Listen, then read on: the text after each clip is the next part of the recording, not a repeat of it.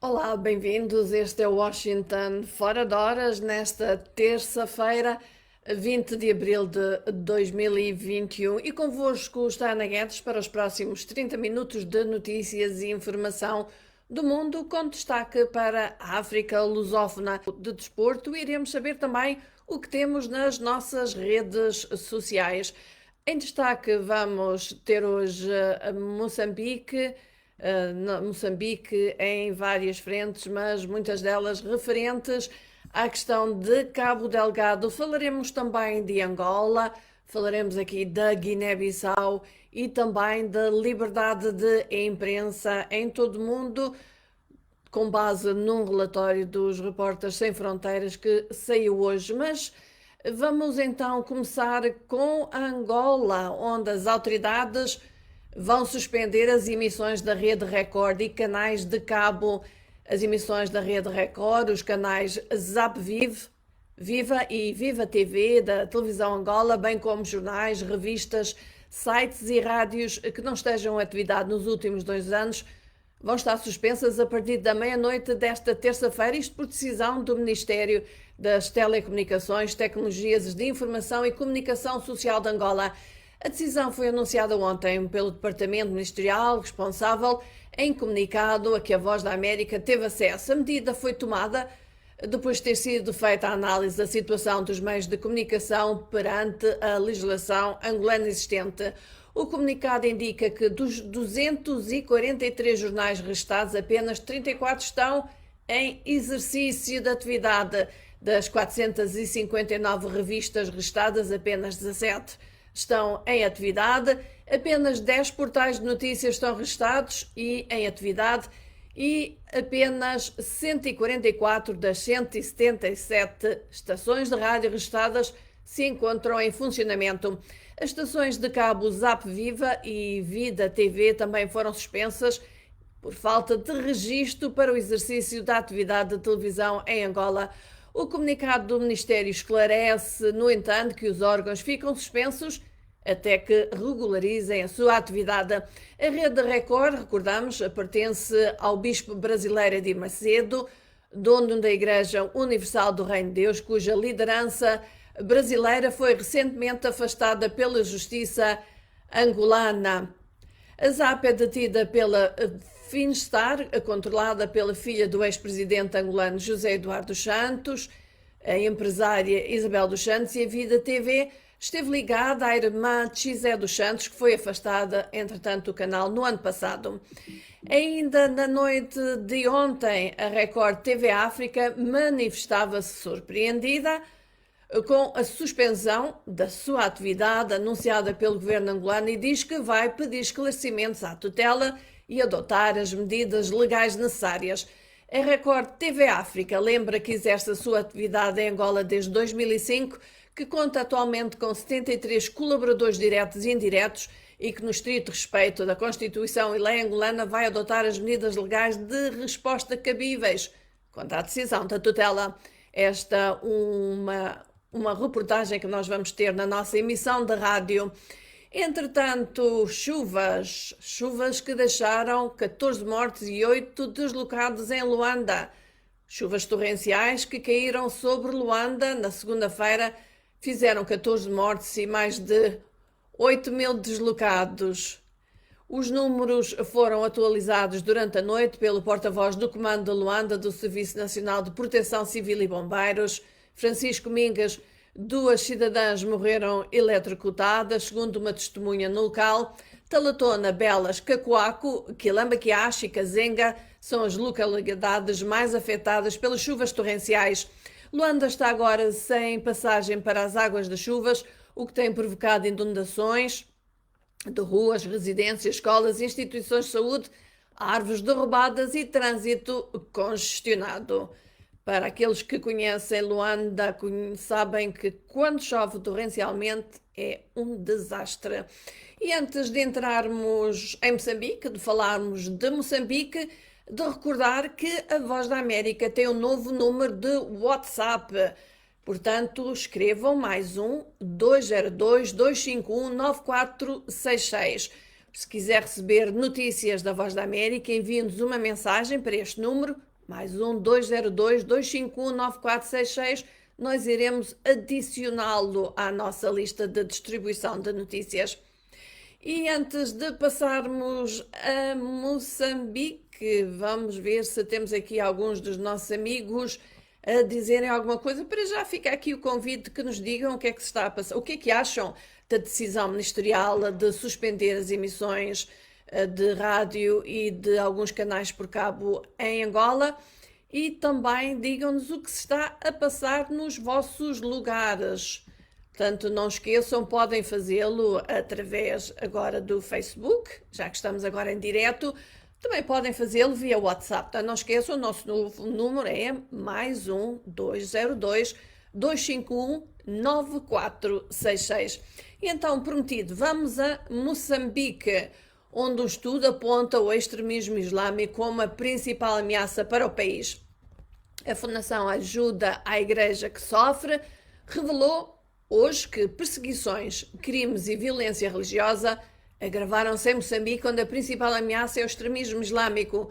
O estudo desta fundação sobre a liberdade religiosa no mundo, que, como disse, foi hoje divulgado, avaliou 196 países entre meados de 2018 e 2020 e coloca Moçambique entre as 23 nações africanas onde a liberdade religiosa está ameaçada e alerta também para o risco de progresso do jihadismo transnacional no continente africano, protagonizado por cerca de 2 dezenas de grupos, diz o relatório, que atuam e cooperam cada vez mais ativamente em 14 países.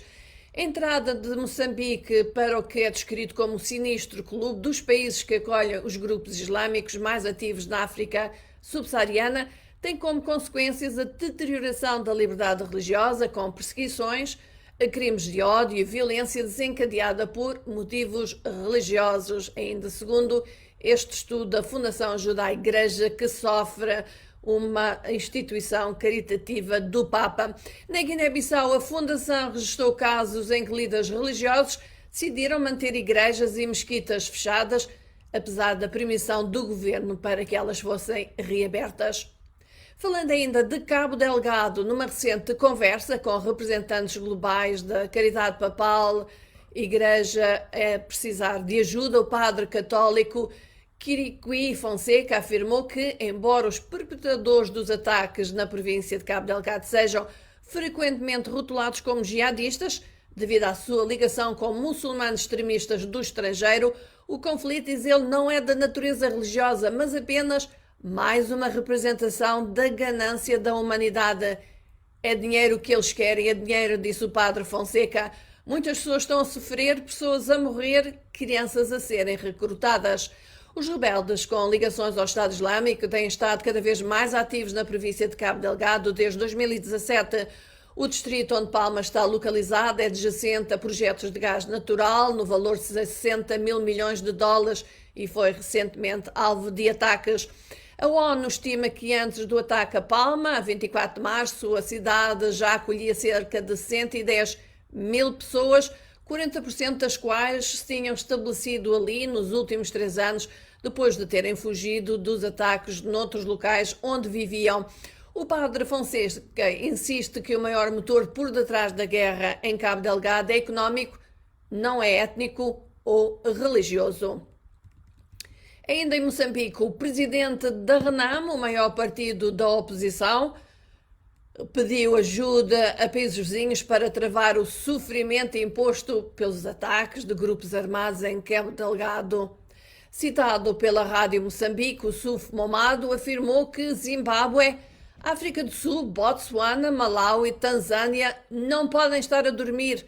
É preciso que ajudem Moçambique a sair deste sofrimento, afirmou Mamada. Para o líder da oposição, que visitou Cabo Delgado, os países vizinhos de Moçambique estão também em risco, pelo que, afirma, não podem apanhar sono e devem ter atenção face às agressões e recrudescimento dos ataques em Moçambique. E vamos ver se já temos aqui alguns comentários de alguns dos nossos amigos. Parece que hoje temos muitos presentes connosco, mas por qualquer motivo eu não estou a conseguir receber mensagens nenhumas. Portanto, se não disser os vossos nomes é porque aqui o meu Facebook me está a pregar aqui esta partida hoje, mas pronto, vamos então aqui continuar. Vamos falar de liberdade de imprensa. Cabo Verde, Guiné-Bissau e Moçambique desceram, Angola subiu. Cabo Verde desceu para o 27º lugar do Índice Mundial de Liberdade de Imprensa, elaborado pelos Repórteres Sem Fronteiras, caiu 2 lugares em relação a 2020. Entretanto, Moçambique foi o lusófono que mais caiu, ao descer 4 lugares, ocupa agora a posição 108, enquanto a Guiné-Bissau perdeu 2 posições, está agora no lugar 95, 95º. Angola, contudo, subiu 5 lugares, ocupa agora a posição 103. São Tomé e Príncipe não é citado no relatório. Portugal é o melhor lusófono a ocupar a nona posição e Brasil o pior, no lugar 111.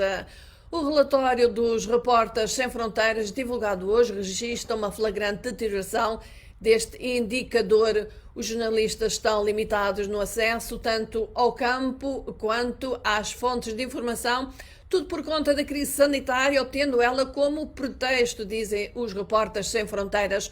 O estudo mostra uma dificuldade crescente dos jornalistas em investigar e divulgar temas delicados, principalmente na Ásia, no Médio Oriente, mas também na Europa. Este é um tema que vamos voltar na nossa emissão da rádio. E antes de prosseguirmos aqui com notícias, vamos falar de desporto, isto porque está aí uma guerrinha a começar. É uma guerra que começa a desenhar-se com a anunciada criação da Superliga Europeia de Futebol, a ser formada por 20 clubes, 15 dos quais terão lugar permanente sem terem que se qualificar. É quase como o Conselho de Segurança das Nações Unidas. FIFA e UEFA já avisaram que esses clubes poderão ser expulsos de todas as competições sancionadas por estes 2 organismos, o que significa, por exemplo, que os jogadores deixariam de ser elegíveis para jogar pelas suas seleções. O presidente do Real Madrid, Florentino Pérez, um dos clubes da Superliga, defendeu a ideia, afirmando que é preciso mudar a futebol porque, disse ele, a juventude não está interessada e que a criação da Superliga se destina, disse ele, a salvar o futebol.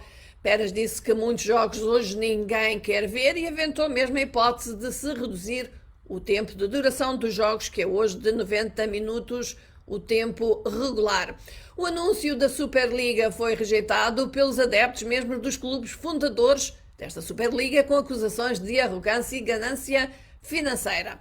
Vamos lá saber quem são os clubes que aderiram. O Milão, o Arsenal, Atlético de Madrid, o Chelsea, o Barcelona, Inter de Milão, Juventus, Liverpool, Manchester City, Manchester United, Real Madrid e Tottenham. São os 12 já anunciados.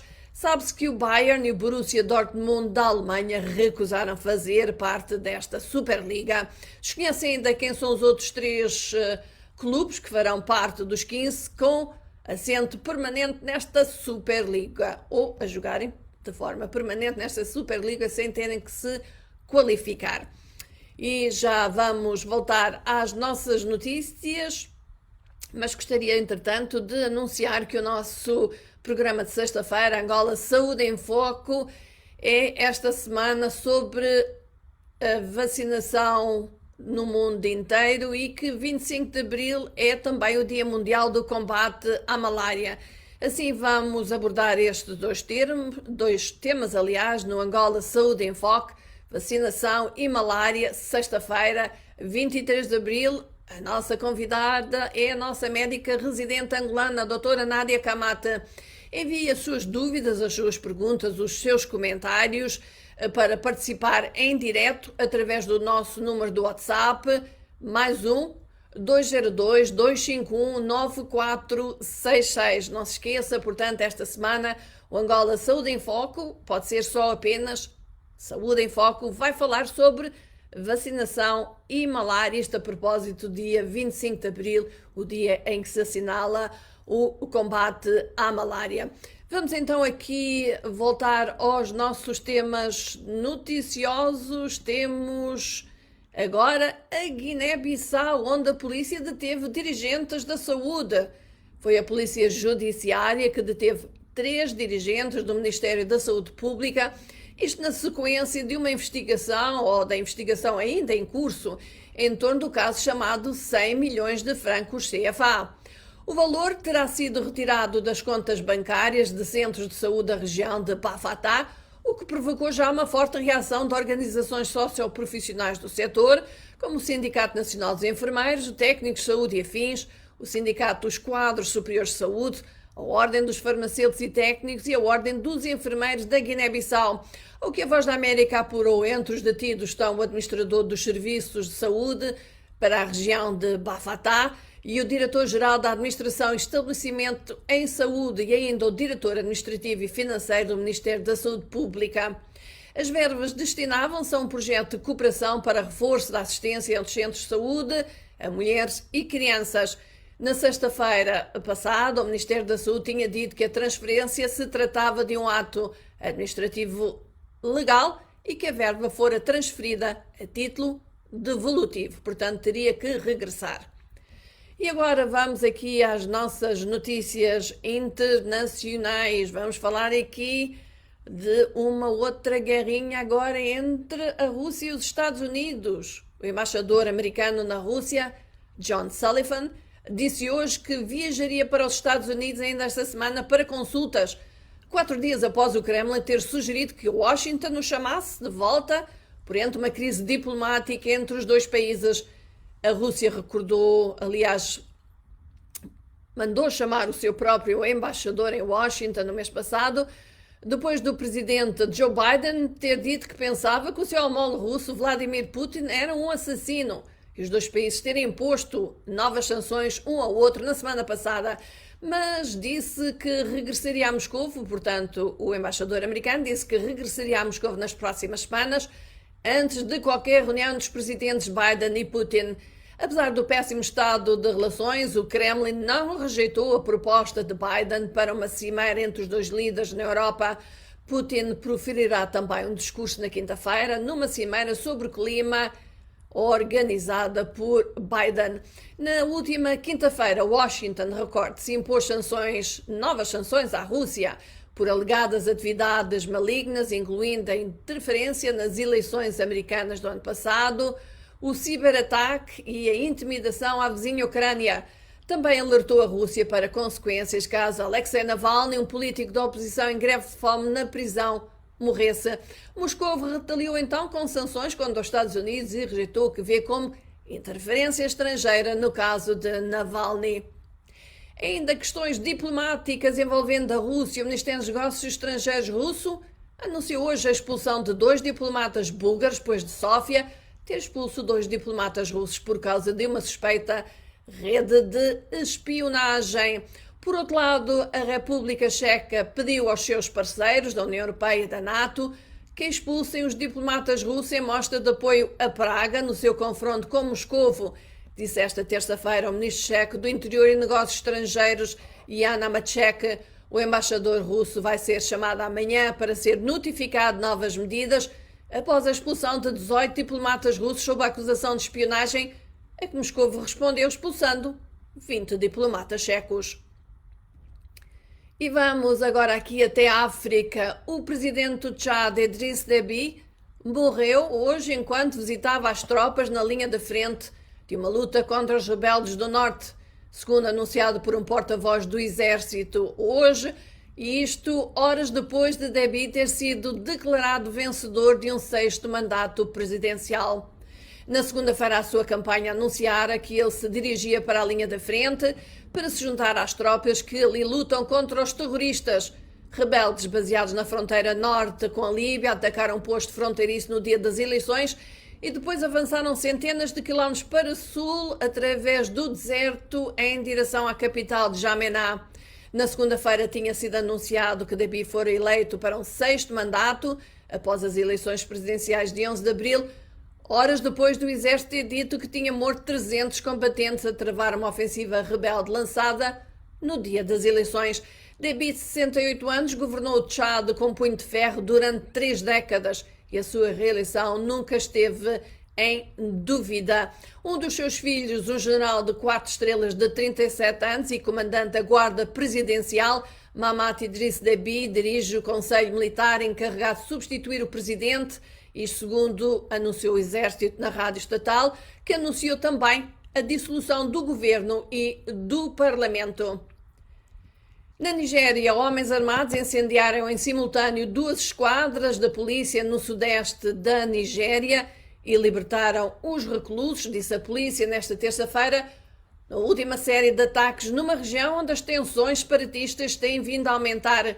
O sudeste da Nigéria assistiu a um surto de ataques contra as forças da segurança, pelos quais as autoridades culpam o povo indígena de Biafra, um grupo separatista que quer a independência para o povo indígena Igbo. Nenhum grupo reivindicou responsabilidade por estes ataques. Os apelos separatistas para um Estado do Biafra no Sul são um assunto extremamente sensível na Nigéria, após uma declaração unilateral de independência em 1967, que desencadeou uma guerra brutal civil que durou 30 meses, a famosa Guerra do Biafra.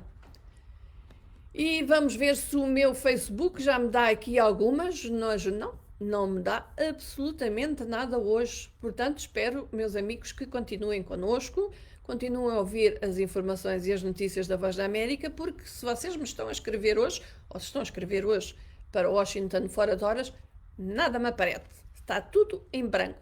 Para além da minha imagem, o outro lado está todo em branco. Mas pronto, vamos então continuar aqui com notícias ainda de África. Somália, o presidente Mohamed Farmajo concordou com a intervenção da União Africana para facilitar o diálogo para resolver a disputa eleitoral no seu país.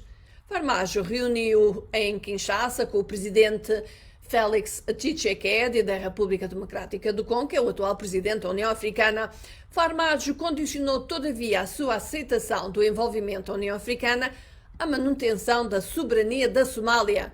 Farmajo, cujo mandato terminou em fevereiro deste ano, recusa renunciar ou facilitar a realização de eleições. A Câmara dos Representantes da Somália votou, contudo, na semana passada, o prolongamento do mandato do presidente Farmajo. Abdirazak Omar Mohamed, que é um deputado somali e também ex-ministro da Segurança, diz que a menos que a comunidade internacional tome medidas severas, incluindo mesmo sanções, a Somália continuará a ser um país de conflito bem confuso. A instabilidade política criada pelo impasse eleitoral também levou à instabilidade da segurança que tem encorajado, afirma-se, o grupo Al-Shabaab. Pelo menos 15 pessoas, incluindo agente da polícia, morreram na última ronda de violência étnica na região da Amhara, na Etiópia, segundo funcionários do governo local, acrescentando às centenas de baixas.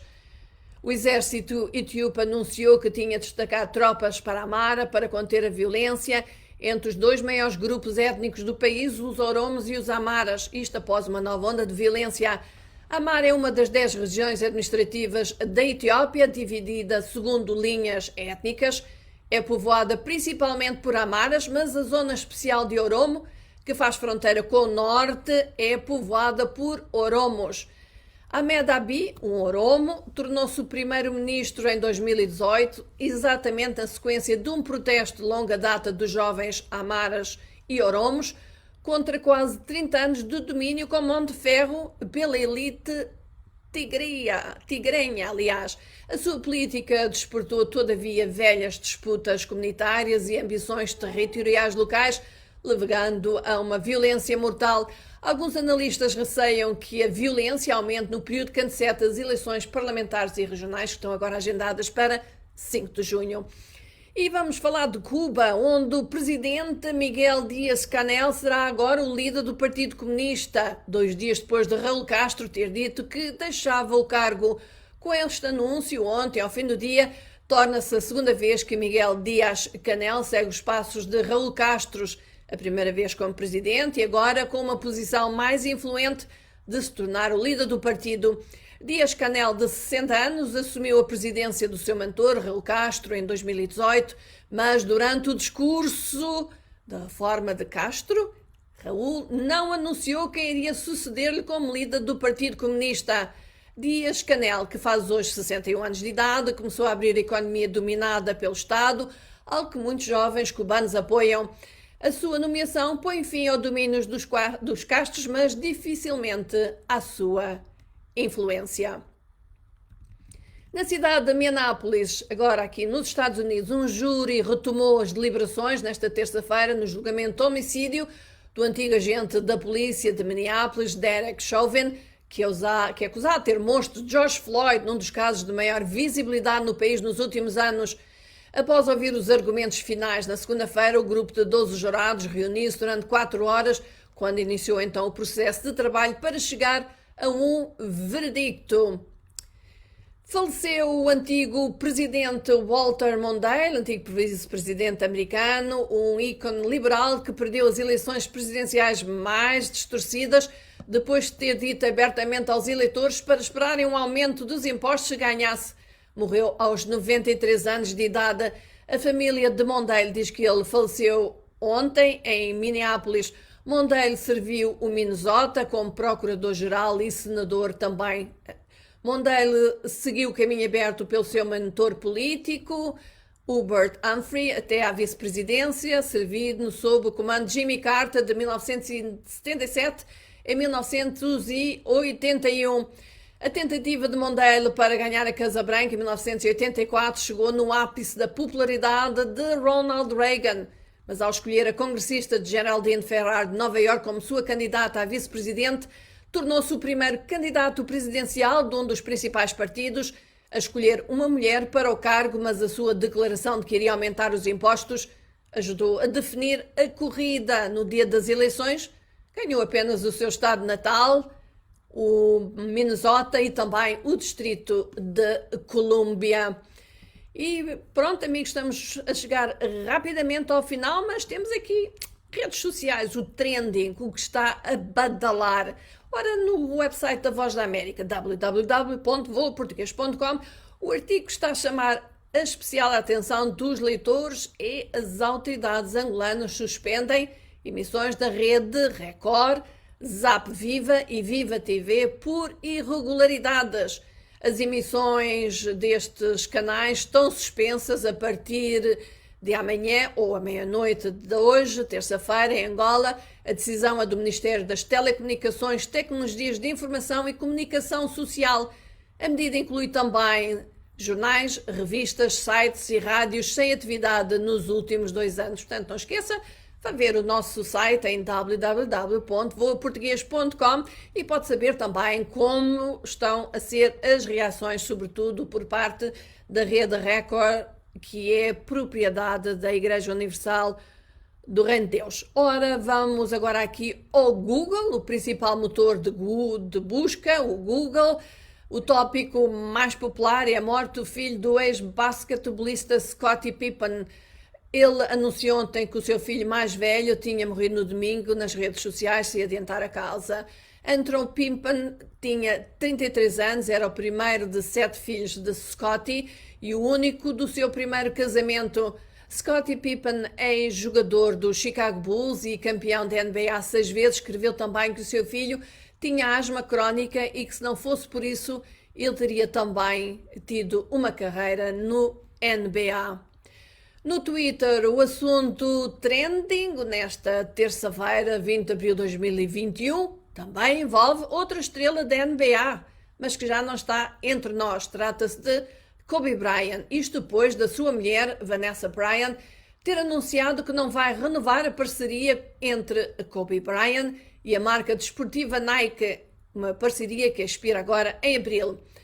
Kobe e a Nike fizeram alguns dos mais belos ténis de basquetebol todos os tempos, usados e adorados por fãs e atletas em todas as modalidades e em todo o mundo, disse ela. Parece adequado que mais jogadores da NBA usem os produtos do meu marido, qualquer outro ténis de marca, escreve Vanessa Bryant em comunicado que é citado pelo site esportivo ESPN. Bryant e a empresa que gera os bens de Kobe Bryant ficaram frustrados com o facto da Nike limitar a disponibilidade dos produtos Kobe durante a sua reforma e após a sua morte em janeiro de 2020, num acidente de helicóptero. Também houve a todos. Temos mais detalhes sobre esta história no nosso site www.voaportugues.com na categoria Entretenimento. No YouTube, o rapper Paulo G está a ver a sua música Rapstar brilhar na plataforma. O videoclipe da música já atingiu 28 milhões de visualizações. E pronto, meus amigos, estamos então aqui a chegar ao fim de mais um Washington Fora de Horas. Não se esqueçam, sexta-feira, o nosso Angola Saúde em Foco vai falar de vacinação e também de malária. Isto porque no dia 25 de abril se celebra o Dia Mundial de Combate à Malária. São dois temas que vão ser aqui respondidos, debatidos, discutidos entre a Mayra de La Salette e a doutora Nádia Camate. Se quiser fazer alguma pergunta, estar ao vivo connosco na sexta-feira, envie-nos a sua participação, escreva-nos através do novo número de WhatsApp da Voz da América, +1 202 251 9466. E assim se vai despedir Ana Guedes. Desejo a todos um bom resto de dia de terça-feira, uma boa semana. Eu voltarei para a semana. Amanhã terão convosco o Amâncio Miguel para mais um Washington Fora de Horas. Até lá, fiquem bem. Um abraço para todos e, como sempre, bye bye.